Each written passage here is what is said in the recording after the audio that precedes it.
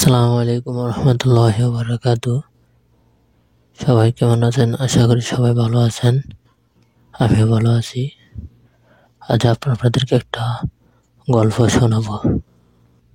গল্পটির নাম হলো মানুষের মূল্য।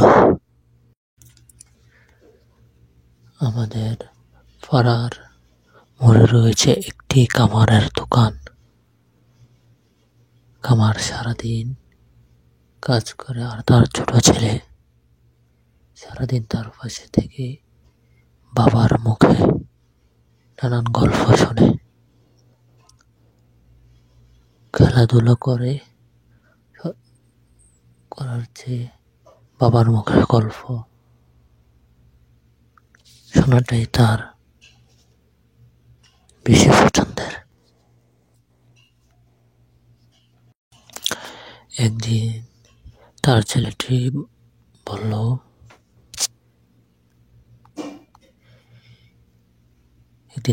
একদিন সেই ছোট্ট বাচ্চাটি তার বাবাকে জিজ্ঞাসা করলো, এই পৃথিবীতে তো সব কিছুরই মূল্য আছে, তাহলে মানুষের মূল্য কত? এত ছোট বাচ্চা একটা প্রশ্নের মুখে এরকম প্রশ্ন শোনার জন্য মোটেও প্রস্তুত ছিলেন না সে কামার। কিছুটা থমকে গিয়ে তিনি উত্তর দিলেন, বাবা, মানুষের মূল্য নির্বাচন করা যায় না। একজন মানুষের মূল্য নির্ধারণ করা খুবই কঠিন কাজ। ছেলেটি, পৃথিবীতে অনেক রকম মানুষ আছে, তাহলে কারো কি মূল্য কি তাহলে নির্ধারণ করা যাবে না? পিতা না, সম্ভব না। বাচ্চাটি কিছুই বুঝলো না। সে আবার তার বাবাকে জিজ্ঞেস করলো, মানুষের যদি মূল্য না থাকে, তাহলে পৃথিবীতে কেন কেউ দামি, ধনী, কেউ গরিব, কেন কেউ বেশি সম্মান পায় আর কেন কেউ কম সম্মান পায়? বাবা ভাবলেন, ছেলেকে বলে বোঝানো যাবে না, তাই তাকে উদাহরণ দিয়ে বোঝাতে হবে। বাবা বললেন, ওই যে খাবারের ওইখানে যে লোহার রডটা পড়ে রয়েছে, সেটা নিয়ে আসো। বাচ্চাটা গিয়ে লোহার রডটা নিয়ে আসতেই বাবা প্রশ্ন করলেন, বলতে এই রডটার দাম কত হতে পারে? ছেলে, আজ সকালে তুমি এটাকে 100 টাকা দিয়ে বিক্রি করছো, সুতরাং এটার দাম 100 টাকা। বাবা, আমি যদি এই রডটা থেকে 5টা কাজ বানিয়ে দিই, তাহলে এর দাম কত টাকা হতে পাবো?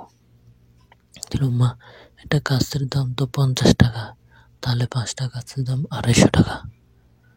বাবা, এর যদি রডটা থেকে আমি নানান মেশিনারি ক্ষুদ্র জিনিস বানিয়ে ফেললি, তাহলে কি হবে?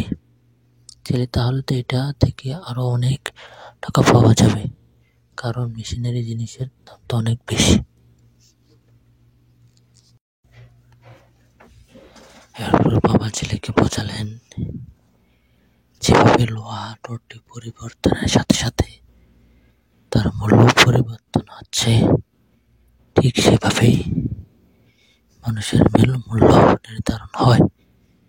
একজন মানুষ বর্তমানে কি অবস্থায় আছেন এবং ভবিষ্যতে তিনি নিজেকে কোন জায়গায় তুলবেন, তার উপরেই সেই মানুষটির মূল্য নির্ধারণ হয়।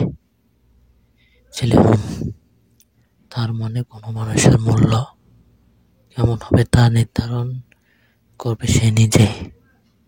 তাই মানুষ ভেদে পরিমাণ দেখা যায়। বাবা, তাহলে তো বেশ ভালোই বুঝেছ।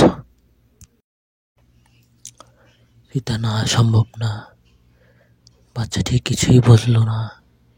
সে আবার তার বাবাকে জিজ্ঞেস করলো, মানুষের যদি মূল্য না থাকে, তাহলে পৃথিবীতে কেন কেউ দামি, ধনী, কেউ গরিব, কেন কেউ বেশি সম্মান পায় আর কেন কেউ কম সম্মান পায়।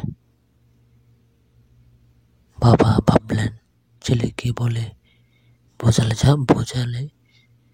যাবে না, তাই তাকে উদাহরণ দিয়ে বোঝাতে হবে। বাবা বললেন, ওই যে খাবারের ওইখানে যে লোহার রডটা পড়ে রয়েছে সেটা নিয়ে আসো।